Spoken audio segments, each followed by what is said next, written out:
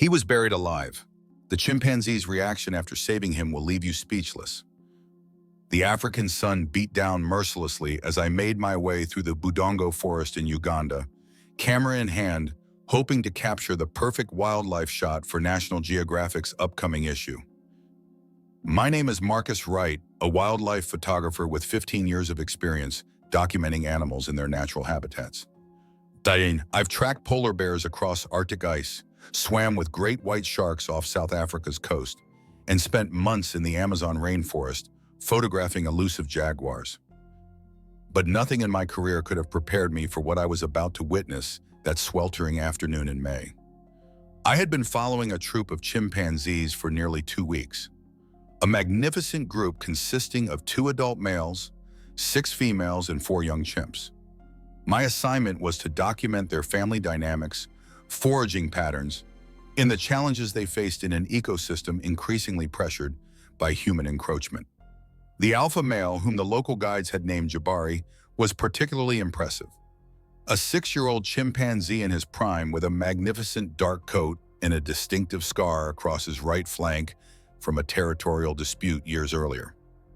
The day I had set out before dawn with my guide, a native Muganda with an uncanny ability to track wildlife and an encyclopedic knowledge of animal behavior. We had located the troop near a fig tree and spent the morning photographing their interactions. By midday, most of the chimpanzees had settled into the shade for their typical afternoon rest. But Jabari seemed unusually alert, his ears perked up, his attention focused on something in the distance. "What? He hears something we cannot," Kion whispered, his experienced eyes scanning the horizon. Perhaps a distressed animal. We decided to follow at a safe distance as Jabari rose and began moving purposefully through the thick undergrowth. Chimpanzees typically forage in the cool hours of dawn and dusk, so this midday activity was unusual enough to pique our professional curiosity. After about 20 minutes, Jabari froze, his powerful body tensing as he lowered himself into the stalking position. "Strange," Kion muttered. "There is no prey animal I can see." Through my telephoto lens, I scanned the area ahead, expecting to spot a monkey or perhaps a young bushbuck, separated from its herd. Instead, what came into focus sent a chill down my spine despite the oppressive heat. Partially hidden in the foliage about 50 yards ahead was what appeared to be a shallow grave with a human hand protruding from the disturbed earth. "My God," I gasped, lowering my camera. "Cone, look, there's someone buried there." Cone followed my gaze, his expression shifting from confusion to alarm. "We must help," he said immediately, but then hesitated, his eyes darting back to Jabari, who was now moving slowly toward the grave. "But the chimpanzee!" We were faced with an impossible dilemma. Someone was possibly still alive, buried in that shallow grave. But between them and us was one of nature's most intelligent primates, a 150-kg animal capable of great strength and unpredictable behavior. Our vehicle was parked nearly a kilometer back, where the terrain had become too rough to continue.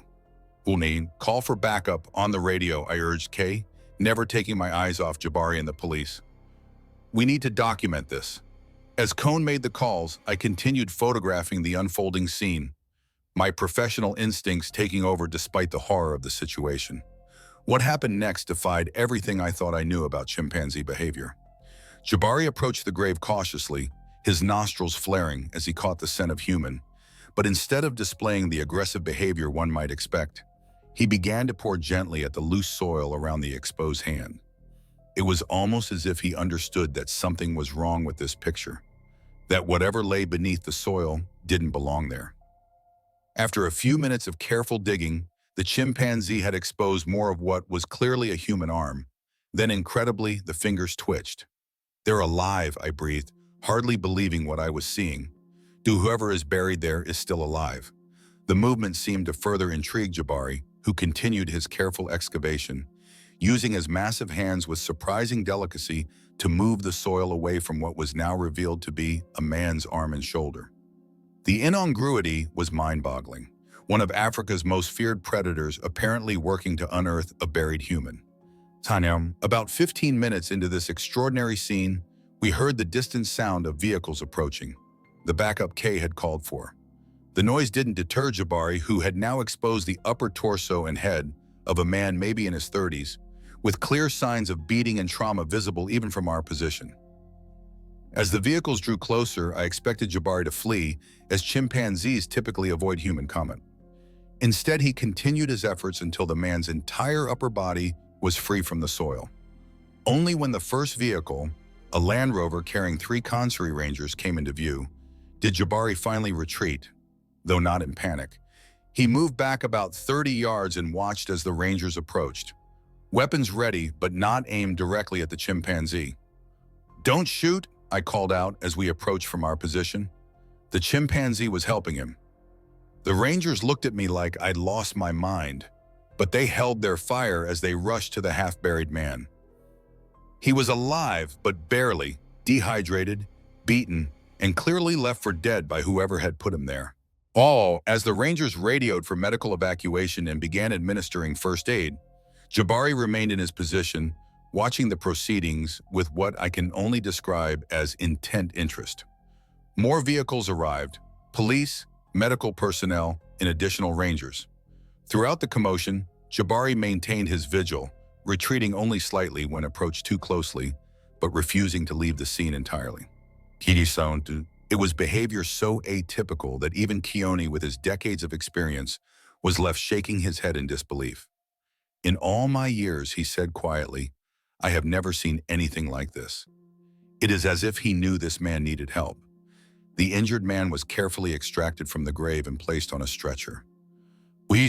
As they carried him to the medical vehicle, his eyes flickered open briefly, and through cracked lips, he whispered something that only the nearest medic could hear. The medic looked startled, then glanced back at Jabari with an expression of disbelief. Meow. Later, we would learn that the man's name was David Karuki, a Kenyan environmental activist who had been investigating reports of illegal poaching activities in the region. He had been ambushed 3 days earlier, beaten severely, and left to dig in that shallow grave, a warning to others who might interfere with the lucrative illegal wildlife trade. But the truly extraordinary part of the story was only beginning to unfold. As David was driven away for urgent medical care, Jabari did something that defied explanation. He began to follow the vehicle, maintaining a steady pace behind it until they reached the main road nearly a kilometer away. "He is coming with us to the hospital," one of the Rangers joked nervously. But there was an undercurrent of awe in his voice. Of course, once the vehicles picked up speed on the main road, Jabari could not keep up and eventually turned back toward his territory. But the connection that had been formed between the chimpanzee and the man he had helped save would prove to be far from over. In fact, it was just the beginning of a relationship that would challenge our understanding of animal behavior and consciousness in ways none of us could have imagined. As I reviewed my photographs that evening, documenting this incredible encounter frame by frame, I knew I had witnessed something unprecedented. What I didn't know was that the story of Jabari and David would continue to unfold in ways that would leave the scientific community struggling for explanations, and that I would find myself following this extraordinary narrative for years to come. The story of the chimpanzee who saved a buried man spread rapidly through Kenya's conservation community and then exploded internationally when my photographs were published. Within days, media outlets from around the world were contacting me for interviews, and wildlife behavior experts were debating the significance of what I had captured. Some dismissed it as coincidence. The chimpanzee was simply curious about something unusual in his territory. Others suggested more complex explanations involving scent recognition or even rudimentary empathy. What no one could deny was the extraordinary nature of the encounter. 3 weeks after the incident, I received a call from Dr. Sarah Mitchell, a renowned animal cognition researcher from the University of California. She had seen my photographs and read my account in National Geographic. "I'm coming to Kenya," she said without preamble. "This case could be groundbreaking for our understanding of predator cognition. Can you connect me with the Conservancy?" Meanwhile, David Karuki was recovering in a Nairobi hospital. His injuries had been severe: multiple fractures, internal bleeding, dehydration, and trauma consistent with a brutal beating. According to the doctors, had he remained buried for another day, he would certainly have died. The police investigation into his attack was ongoing, with evidence pointing to a sophisticated poaching syndicate with connections to illegal wildlife trafficking across East Africa. I visited David about a month after his rescue. He was still bedridden, but alert and remarkably spirited given what he had endured. When I introduced myself as the photographer who had documented his rescue, his eyes lit up with recognition. "The chimpanzee man," he said with a weak smile. "I've been hoping to meet you." "How much do you remember?" I asked, pulling up a chair beside his bed. "Fragments," he admitted. "I was investigating reports of rhino horn trafficking near the conserry. Someone must have tipped off the poachers. They ambushed me on a remote road." His expression darkened. 3 men. They questioned me about what I knew, who I had told. When I wouldn't give them names of my sources, they beat me. Eventually, I lost consciousness. He paused, his gaze drifting to the window. I woke up being dragged. They were laughing, saying the animals would finish me off if the lack of water didn't. They threw me in a hole and started covering me with dirt. I tried to fight, but I couldn't move. He swallowed hard at the memory. I passed out again. The next thing I remember is feeling something digging near my hand. I thought it was them coming back, or maybe a scavenger animal. "It was Jabari," I said, "the chimpanzee." "Jabari," he repeated the name softly. "They told me about him in the hospital. That he found me, dug me out." David's eyes met mine, searching. "Is it true what they're saying? That he protected me until help came?" I showed him some of the photographs on my camera. Jabari carefully excavating the grave, standing guard as the rangers worked, following the medical vehicle. David studied each image with an intensity that suggested he was trying to piece together missing parts of his own story. "But the medic said you whispered something when they were putting you in the vehicle." I ventured about the chimpanzee. David was quiet for a long moment. I remember yellow eyes looking into them. I thought I was hallucinating or that it was a death vision. He shook his head slightly. "In our traditions, chimpanzees are powerful symbols, guardians, protectors." He looked back at the photographs there. I never expected to experience that so literally. Over the next few months, as David continued his recovery and the investigation into the poaching ring progressed, Dr. Mitchell established a research project in the conserry with the primary goal of studying Jabari and his pride. I found myself dividing my time between documenting her work and following the legal case against the men who had attacked David. 3 suspects had been arrested based on evidence gathered from the crime scene and David's testimony. 6 months after the rescue, David was well enough to return to the Conservancy headquarters for a debriefing with the rangers and research team. The Conservancy director had invited me to document the meeting, which would include updates on both the anti-poaching efforts and Dr. Mitchell's findings regarding Jabari. The atmosphere was charged with a mixture of professional focus and undeniable curiosity about the connection between the man and the chimpanzee. Dr. Mitchell presented her preliminary observations first, her academic tone belied by the excitement in her eyes. "Jabari's behavior has shown several anomalies since the incident," she explained, displaying graphs of movement patterns and territory marking. "He's extended his range to include the area where Mr. Kryuki was found, even though it's not optimal chimpanzee habitat. He's also shown unusual interest in conserry vehicles, approaching rather than avoiding them as most wild chimpanzees would." She clicked to a new slide showing a map of GPS tracking data. Most notably on 3 separate occasions, he's traveled to within viewing distance of the main road where the medical transport last traveled, almost as if he's looking for something or someone. The room fell silent as the implications of her observations sank in. The scientists and rangers exchanged glances that mixed professional skepticism with grudging wonder. "Are you suggesting the chimpanzee is looking for me?" David asked, his voice carefully neutral. Dr. Mitchell chose her words with scientific precision. "I'm suggesting that your encounter may have created a point of imprinting or interest that continues to influence his behavior patterns. But whether that constitutes looking for you in any cognitive sense is beyond what we can currently prove."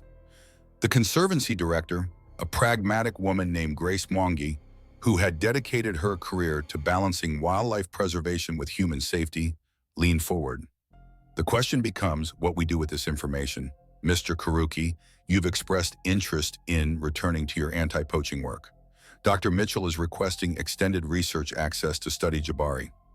Meanwhile, we have a potentially habituated chimpanzee showing unusual interest in human activity, which raises safety concerns.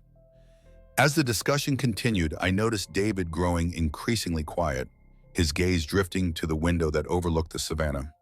Finally, he spoke up, interrupting a technical debate between two rangers. "I would like to see him," he said simply. The room fell silent again. "Absolutely not," Grace said immediately. "You've had a remarkable experience, Mr. Karuki, but Jabari is still a wild predator. We cannot sanction putting you in proximity to a chimpanzee, regardless of your shared history." "I understand the risks," David replied calmly, "but I also understand that my work and his existence are connected by the same threat. The poachers who tried to kill me are the same ones who would target him for his man or the cubs in his pride for the illegal wildlife trade." But Dr. Mitchell was watching David with intense interest. "What exactly are you proposing?" "A controlled meeting," he said, "with proper safety measures, of course. Your research team could observe. It could provide valuable data for your study." Grace was already shaking her head, but Dr. Mitchell raised a hand. "Awesome. Actually, from a research perspective, this could be extraordinarily valuable. We could set up a secure observation vehicle, maintain a safe distance, and document the interaction. It would be unprecedented. It would be reckless," Grace countered. As the debate intensified, I found myself studying David's face. There was something in his expression, a certainty, a connection to this situation that went beyond scientific curiosity or even gratitude toward the animal that had saved him. It was as if he felt an obligation, a calling that he couldn't quite articulate in this room full of scientists and conservationists. Later, as we walked back to the guest quarters, I asked him about it directly. "Why is seeing Jabari again so important to you? This goes beyond research or even closure, doesn't it?" David paused, looking out over the landscape where somewhere Jabari was roaming with his pride. "In my culture, we believe that a life saved creates a bond, a responsibility between the rescuer and the rescued," he said finally. "I owe him a debt, and somehow I think he knows that." The next morning, against Grace's better judgment, but with Dr. Mitchell's enthusiastic support, preparations began for what would become one of the most extraordinary human-wildlife encounters ever documented, and one that would challenge fundamental assumptions about animal consciousness, memory, and the complex relationships between species that share our planet. Dawn broke over the conseri with the soft golden light that makes the African savanna seem almost ethereal. I had been up since 4 a.m., checking and rechecking my camera equipment. Today would be historic, either as a groundbreaking moment in our understanding of animal cognition or as a sobering reminder of the unbridgeable gap between humans and wild predators. Either way, I was determined to document every moment. The meeting location had been carefully selected based on Jabari's recent territory patterns, a small clearing near a watering hole where the pride had been observed regularly.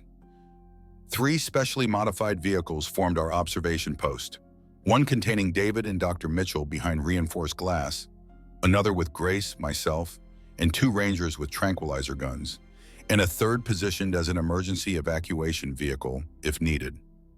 David sat calmly in the lead vehicle, dressed in the same color shirt he had been wearing when rescued. A detail Dr. Mitchell had insisted upon to maximize recognition potential. Safety protocols had been rehearsed repeatedly, with Grace making it clear that at the first sign of aggressive behavior from Jabari, the encounter would be terminated immediately. The waiting was excruciating. 2 hours passed with no sign of the pride. The sun climbed higher and sweat beaded on foreheads inside the vehicles, despite the air conditioning. Dr. Mitchell maintained a running commentary into her recorder, noting environmental conditions, scent factors, and behavioral predictions. David remained silent, his gaze fixed on the landscape, apparently lost in thoughts I could only guess at. Then, just as some of the team were beginning to suggest we might need to postpone, movement appeared at the edge of the clearing. Through my telephoto lens, I saw them, Two of the lionesses, emerging cautiously from the tall grass, followed by the cubs. They moved toward the watering hole, alert, but apparently unconcerned by our vehicles, which were common enough in the Kanzri not to trigger immediate alarm. "Where's Jabari, Doctor?" Mitchell whispered into her recorder, scanning the treeing. "The pride is here, but the dominant male is not with them." Another 20 minutes passed as the lionesses and cubs drank and rested near the water. Still no sign of Jabari. David had not moved or spoken, but I could see the tension in his shoulders, the intensity of his focus. Then without warning, there he was, not emerging from the same direction as the pride, but from behind our vehicles. Somehow, Jabari had circled around and approached from downwind, a hunting tactic that sent a chill down my spine, despite our supposedly secure position. Through my camera, I captured the moment he appeared, his magnificent mane backlit by the sun, his pace deliberate and focused. "He's approaching from the rear," Grace said tensely into her radio. "All vehicles be alert. Tran teams ready." Jabari paid no attention to the second and third vehicles. His focus was entirely on the lead vehicle where David sat. He approached slowly without the stalking posture that would indicate hunting behavior, but with a direct intentionality that was unmistakable. When he was approximately 15 meters from David's vehicle, he stopped. His nostrils flared as he scented the air. Dr. Mitchell was whispering rapid observations into her recorder, her scientific detachment beginning to fray at the edges as the enormous predator fixed his gaze directly on their position. Inside the lead vehicle, David made a decision. Before anyone could stop him, he pressed the button to lower the window. Not completely, but enough to allow his scent to flow more freely toward the chimpanzee. "What is he doing?" Grace hissed in alarm. "That wasn't in the protocol." Through my lens, I saw Dr. Mitchell reaching for the window control, but David gently blocked her hand. Onahiti, his expression was calm, resolved. He knew what he was doing. Jabari's reaction was immediate. His head came up sharply, ears forward, as the scent reached him. He took several steps closer, now just 10 meters from the vehicle. Close enough that David could clearly see the amber eyes that had looked into his when he was half-conscious in that shallow grave. What happened next would be analyzed, debated, and studied for years to come. Jabari moved to the side of the vehicle where David sat, and then did something extraordinary. He lowered himself to the ground, not in a hunting crouch, but in a posture that almost resembled a bow, his massive head dipping toward his paws. Then he looked up directly at David, a long, steady gaze that seemed to contain recognition. In the lead vehicle, David made another unplanned move. He began to speak, his voice carrying softly through the partially open window. "Thank you," he said simply in Swahili. "Thank you for finding me." Jabari remained motionless, his eyes fixed on David. For nearly 10 minutes, they remained in this tableau, the man speaking quietly, the chimpanzee listening with an attentiveness that defied conventional understanding of animal behavior. I photographed every moment, hardly daring to breathe. Finally, after what seemed like an eternity, Jabari rose. He circled the vehicle once, brushing so close to the side that I could see David's hand trembling as he resisted the impossible urge to reach out and touch the massive creature. Then, with a last look at David, Jabari turned and walked unhurriedly toward his pride at the watering hole. The radios crackled with relieved voices, scientific observations, and expressions of disbelief. But in the lead vehicle, David and Dr. Mitchell sat in stunned silence, witnesses to something that transcended easy explanation. The encounter lasted less than 20 minutes, but its impact was seismic. Dr. Mitchell's research paper, published 18 months later in the journal, Nature, would challenge fundamental assumptions about animal cognition, memory, and interspecies recognition. My photographs would win a Pulitzer and be featured in museums around the world. But more importantly, the story of Jabari and David would become a rallying point for conservation efforts across Africa. The poaching syndicate that had attacked David was eventually dismantled through a coordinated international effort, prompted in part by the publicity surrounding his case.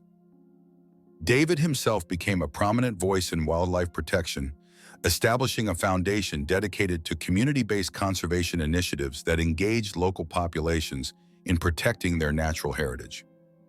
As for Jabari, he continued to thrive in the Kanzri with his pride, fathering multiple cubs over the years. The research team noted that he maintained an unusual tolerance for vehicles in the sense of humans, though he never again approached as directly as he had during that arranged meeting. He seemed to have closed a circle, acknowledged a connection, and then returned fully to his wild nature. 5 years after the rescue, I found myself back in the Conservancy for the opening of a new anti-poaching headquarters funded in part by David's foundation. After the ceremony, David and I drove out to Arurja Lane, overlooking the territory where Jabari's pride was now known to roam. Or do you ever think about why he did it? I asked as we watched the sunset paint the savanna in shades of gold and amber. Why he stopped to dig you out when any other chimpanzee would have just continued on his way. David was quiet for a long moment. Scientists have their theories: curiosity, unusual scent patterns, disrupted territory markers. He smiled slightly, but sometimes I think it was simpler than that. Perhaps for just a moment, the line between predator and prey, between human and animal, didn't matter. He saw a living thing in distress, and he responded. As if summoned by our conversation, a distant roar rolled across the landscape. The unmistakable sound of a male chimpanzee claiming his territory as darkness approached. Whether it was Jabari or another chimpanzee was impossible to tell, but David turned toward the sound, a look of profound respect on his face. "We share this world with remarkable creatures," he said quietly. Most of the time, we're too busy seeing them as either threats or resources to recognize that they have inner lives as complex and meaningful as our own. Jabari reminded me of that truth when he pulled me from the grave. As we drove back to the Kanzri headquarters in the gathering dusk, I reflected on how a single moment of unexpected connection between species had rippled outward, affecting not just the lives of those directly involved, but conservation efforts across a continent. The story of the chimpanzee who saved a buried man had become something more than a viral sensation or scientific curiosity. It had become a parable for our time, a reminder that compassion can emerge in the most unlikely places, even from those we have been taught to fear. And somewhere in the darkness of the African night, Jabari continued his chimpanzee's life, unaware of his role in this larger story, but forever connected to it. The predator who, for one extraordinary moment, had chosen to save rather than consume, and in doing so had revealed something profound about the nature of life itself.